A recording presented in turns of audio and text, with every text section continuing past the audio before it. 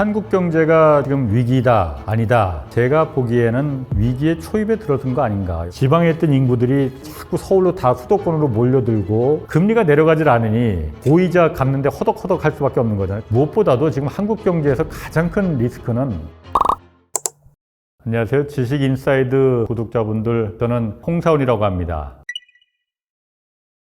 발목을 잡고 있는 리스크 첫 번째는 뭐니 해도 지금 가계부채입니다. 단연 정말 전 세계에서 원톱입니다. GDP 대비해서 한 100%를 이미 넘어섰거든요. 이자돈 내기 급급하면은 삼겹살 2번 먹을 거 1번으로 줄이고 스마트폰도 아예 내년에 사지 이럴 거 아닙니까? 그러면은 경제가 순환이 안 되는 거잖아요. 뭔가 자꾸 소비가 있어줘야만이 기업들이 공장을 더 많이 돌려서 물건을 팔고 그 이윤을 남겨서 고용도 더 많이 해서 일자리도 늘어나고, 이게 바로 선순환 구조인데 쓸 돈이 없으면은 다 막혀버리는 거잖아요. 그럼 경제가 악순환의 고리에 빠져버리는 거거든요. 가계부채가 그래서 이제 중요하다라는 건데, 가계부채가 그럼 왜 이렇게 우리나라가 이렇게 올라갔느냐? 주택담보대출 때문입니다. 우리나라 대출의 상당액이 다 주택담보대출이니까 금리가 워낙 낮았었으니까는 그 돈으로다가 집 사고 하는데 부담들이 대가로 지금 오는 거잖아요. 그 부분 때문에 한국에서 가계부채가 위험하니 이 부분을 좀 줄여야 된다, 경고가 실제로 있었습니다. 그래서 작년에 집값이 이제 내려갔다가 올랐잖아요. 작년 3월까지는 가계부채가 실제로는 좀 내려갔습니다. 그러다가 4월부터 다시 올라갔거든요. 왜냐, 그때부터 집값이 다시 올라가기 시작했거든. 집값이 올라가니까는 정부가에서도 여러 가지 이제 특례보금자리론이나 뭐 이런 걸 내놓으니까는 주택담보대출 다시 또 빌려서 집을 사기 시작하니까는 가계부채가 다시 올라가기 시작한 건데, 그러면은 이것 때문에 지금 고통을 받고 있는 거잖아요. 금리가 좀 내려가야만이 다시 빚 갚는데 좀 이자돈도 좀 덜 내서 다른 데 삼겹살 사 먹는 것도 좀 사 먹고 옷도 좀 사고 스마트폰도 살 텐데, 금리가 내려가질 않으니 보이자 갚는데 허덕허덕 할 수밖에 없는 거잖아요. 그러니까 경제가 계속 안 돌아갈 수밖에 없고, 그럼 언젠가는 금리가 좀 내려갈 거 아니냐. 미국도 뭐 금리 내린다는 얘기 지금 솔솔 나오고 있고, 금리를 내린다고 하더라도 옛날처럼 이지머니, 초저금리, 돈 빌리는데 그렇게 큰 부담이 없는 그런 세상은 이제 다시 오지 않습니다. 아니, 왜 옛날에도 한번 금리 올라갔다가 다시 내려가서 초저금리로 막 0% 금리로까지 내려갔다가 다시 지금 올라간 거 아니냐. 그러니까 다시 내려갈 수도 있는 거 아니야. 사이클상으로. 한 가지 변한 게 있거든요. 옛날에는 돈이 안만 풀려도 인플레가 잘 안 왔거든요. 실제로 안 왔습니다. 2008년 금융위기가 미국에서 터졌을 때도 그때 돈 엄청 풀었습니다. 돈 풀어서 돈으로 다 그냥 다 막아버렸거든요. 지금은 그런데 코로나로 돈 풀었는데 지금 물가가 엄청 올랐어. 그래서 금리를 이렇게 엄청 올렸어요. 아니, 과거하고 지금하고 달라진 게 뭐 있는데, 옛날엔 돈 풀어도 물가가 안 올랐는데 지금 왜 돈 풀었는데 물가가 이렇게 확 올라가지? 이상하잖아요. 달라진 게 중국이 변했습니다.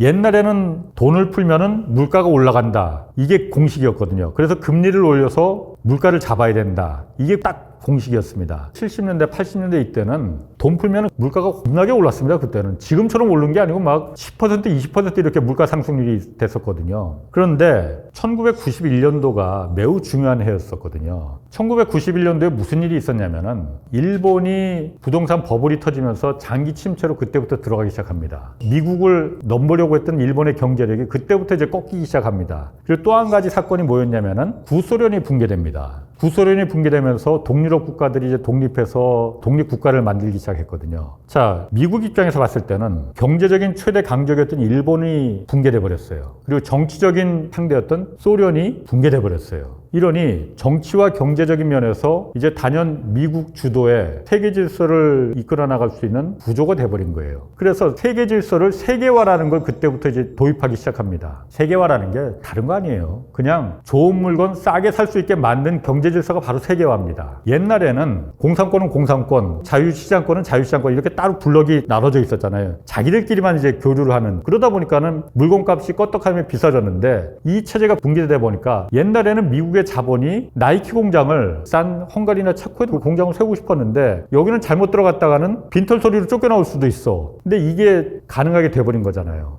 미국의 자본이 떼일 염려 없이 들어가서 투자해서 공장을 세워서 싼 물건을 만들어서 우리한테 공급을 해줘. 그래서 월마트에, 백화점에 납품을 해줘. 할 수 있는 구조가 만들어버린 거잖아요. 이게 바로 세계화거든요. 결정적으로 2001년도에 중국이 세계무역기구에 가입하면서 중국을 국제 경제 질서에 끌어들였습니다. 세계 공장이 당신네들이 대줘. 그래서 싼 물건을 서방 세계에 공급해줘. 라는 구도를 만들어버렸거든요. 그래서 돈을 안만 풀어도 언제든지 싸게 물건을 공급해 줄 수 있는 그 체제를 만들어 놨기 때문에, 그래서 물가가 안 올랐던 거거든요, 기본적으로.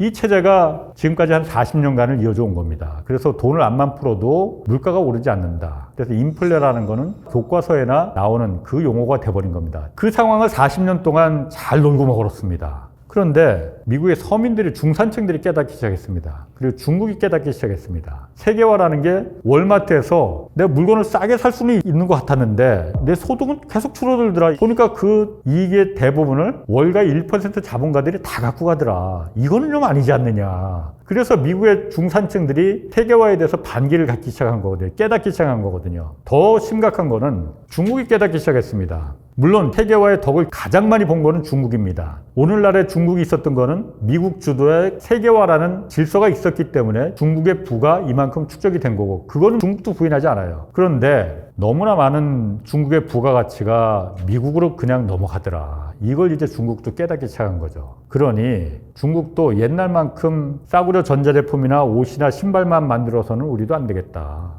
우리도 미국처럼 고부가가치, 인공지능도 만들고 전기차도 만들고 비싼, 그리고 부가가치가 많이 남는 그런 제품들을 우리가 만들어야겠다라고 생각을 하게 된 거죠. 왜 그 생각이 안 들겠습니까? 당연히 들죠. 그러다 보니까 미국 입장에서는 미국의 경제력을 뛰어넘게 되면은 미국 입장에서는 굉장히 큰 문제가 생깁니다. 미국의 동맹이 금이 가게 생긴 거거든요. 미국의 국제 질서를 따를 수밖에 없었던 그 동맹국들이 보니까 저기서 돈 더 잘 벌 수 있는데 라고 하면은 미국의 반기를 둘 수 있는 거죠. 다시 말해서 달러 체제에도 반기를 둘 수가 있는 거죠. 왜냐, 중국이 달러 체제에서 맺힌 한이 많으니 그럼 중국에 동조할 수 있는 생각이 들 수 있는 거 아닙니까? 미국이 이 상황을 놔둬서는 안 된다라는 이제 절박함이 생긴 거죠. 그러다 보니까 지금 오바마 때부터 시작해서 중국에 반기를 들기 시작한 거거든요. 화웨이 같은 데서 왜 자꾸 통신 장비 뭐 5G, 6G 이런 걸 만들려고 해. 스파이 장비 거기다 심어놓은 거지. 그러니까 이런 거 너희들은 미국에 팔면 안 돼. 한국에도 팔면 안 돼. 제재를 자꾸 가기 시작한 거거든요. 중국에서는 그런 거 만들고 팔고 싶어 하는 거고. 그냥 그게 훨씬 더 돈이 되니까. 호구 노릇을 하지는 않겠다라는 게 중국이 깨닫기 시작한 거고. 이 상황이 돼버리니까 이번에 코로나로다가 돈을 잔뜩 풀었는데 중국이 예전처럼 막아주질 않더라. 그리고 더군다나 러시아하고 우크라이나 전쟁이 터져버리면서 공급망이 붕괴되면서 그게 중국한테 굉장히 유리한 구도가 돼버리다 보니까는 실제로 물건값이 막 올라가더라. 미국의 인플레율이 옛날 70년대, 80년대 수준처럼 막 10% 가까이 올라가 버리더라. 이러니 화들짝 놀래버린 거거든요. 그래서 전례 없이 미국의 금리를 갖다가 급격하게 올렸습니다. 물가가 오르다 보면은 정권 넘어가는 거거든요. 그러다 보니까 미국도 금리를 급격하게 일단 올릴 수밖에 없었던 거죠. 그럼 지금 옛날처럼 다시 우리가 기대하듯이 초저금리 시대로 다시 이지머니 시대로 돈을 버는 그 시대로 다시 돌아가겠느냐? 그런 시대는 이제 다시 오지 않습니다. 미국이 금리를 내린다 하더라도 옛날처럼 0%,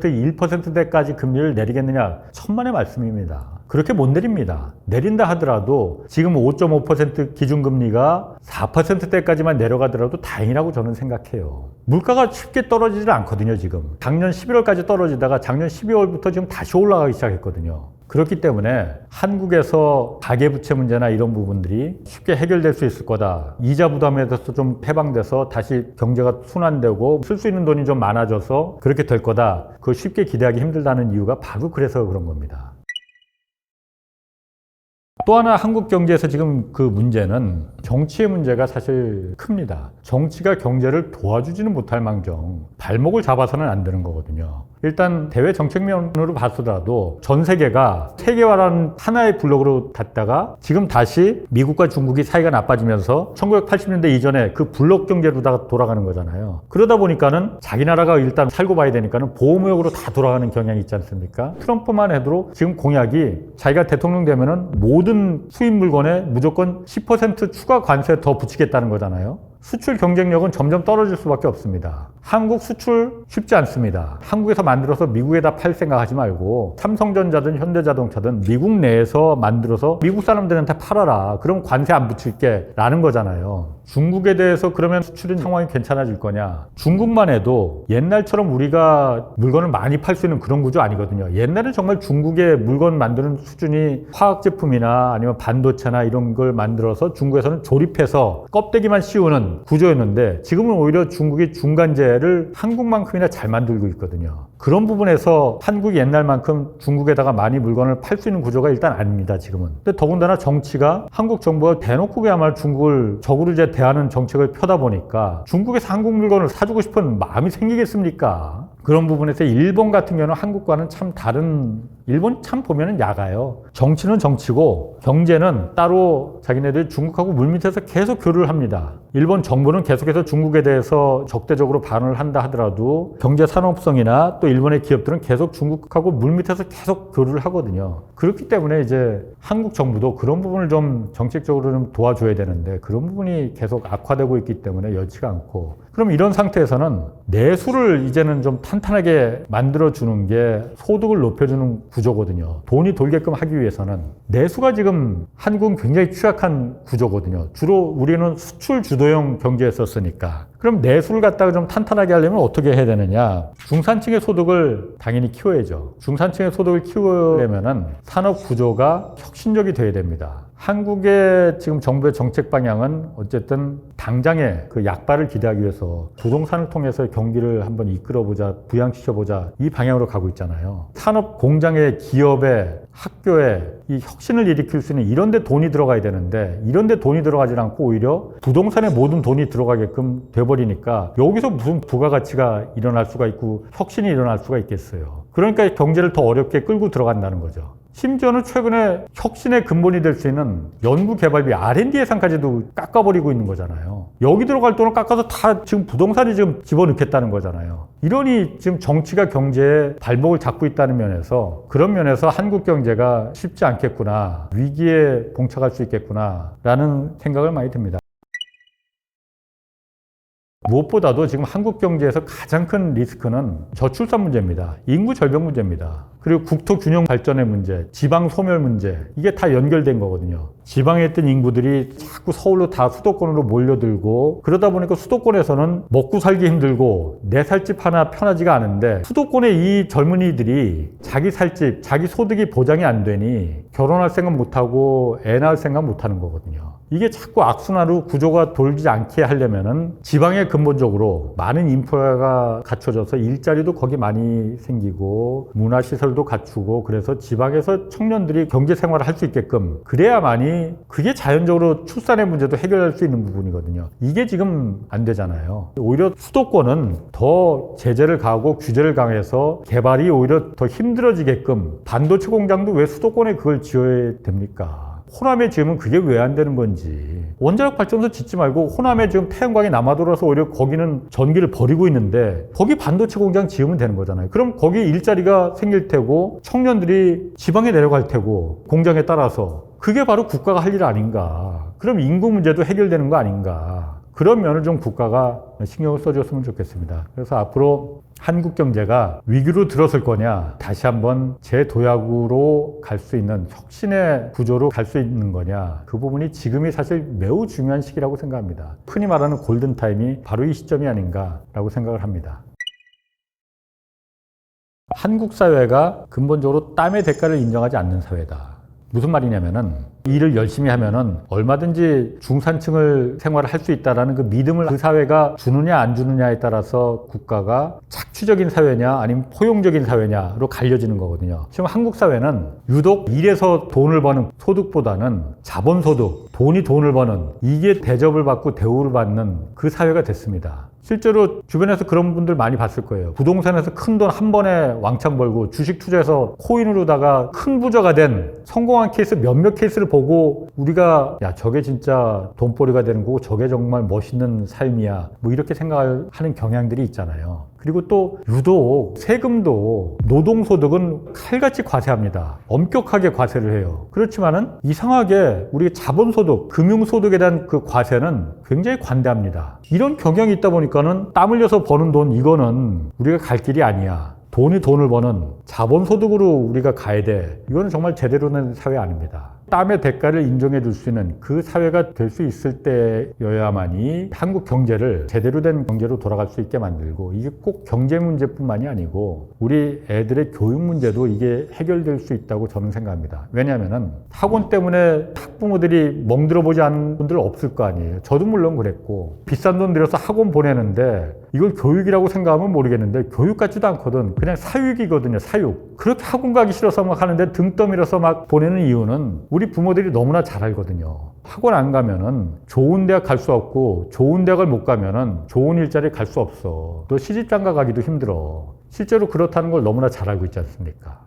우리가 부러워하는 서구 선진 사회, 뭐 미국도 그렇고 덴마크, 독일 뭐 이런 우리가 부러워하는 나라 청소년들 청소년 시기를 보내는 시기가 완전히 다르잖아요. 자기가 하고 싶은 일을 하면서 체력을 증진하는데 이 청소년기를 보내잖아요. 이 체력을 그때 키울 수 있는 그게 평생을 살아가는데 다른 무엇보다도 중요한 자산인데 자기가 하고 싶은 일을 할 수 있는 밑바탕을 하잖아요. 그게 왜 거기는 가능하고 우리는 왜 가능하지 못할까? 이게 바로 땀의 대가를 인정하느냐 안 하느냐의 차이거든요. 그 사회는 목공 좋아하고 자동차 고치는 거 좋아하고 집 짓는 거 좋아하면은 얼마든지 그 부분에 대해서 그 사회가 충분한 소득을 줄 수 있는 사회적인 합의를 본 거거든요. 한국 사회는 그 합의를 안 받습니다. 극단적인 예를 좀 들어본다면은 호주 사회에서 광부가 소득 순위로다가 한 8위, 10위 이 정도로 차지를 하는 거거든요. 그럼 호주 탄광이라고 해서 에어컨 들어가고 깨끗하겠습니까? 한국의 탄광이나 똑같죠. 그러니 호주에서도 누구도 들어가기 싫은 겁니다. 그 탄광에는. 흔히 말하는 3D 업종이잖아요. 호주 사회는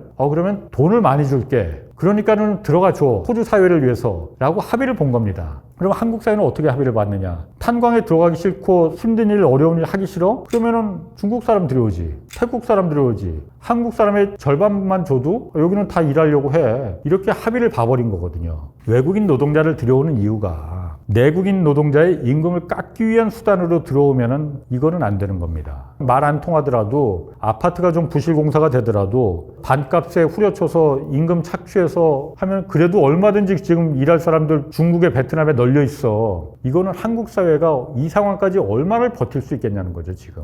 그러다 보니까는 교육의 문제가 발생을 하는 거거든요. 왜 우리나라는 자동차 수리하는 거 좋아하면은 자동차 미케닉으로다가 독일 자동차 수리공처럼 중산층 생활을 왜 못하는 거냐. 한국의 철근 노동자들은 왜 소득이 안 되는 거냐. 이 구조 때문인 거거든요. 땀의 대가를 인정하지 않는. 그래서 땀의 대가를 인정하는 그 사회가 될 때 비로소 포용적인 국가가 되고 우리 국가의 근본 이념이 홍익인간이잖아요. 널리 인간을 이롭게 하는 그런 포용적인 국가가 될 수 있는 거라고 그렇게 생각을 합니다.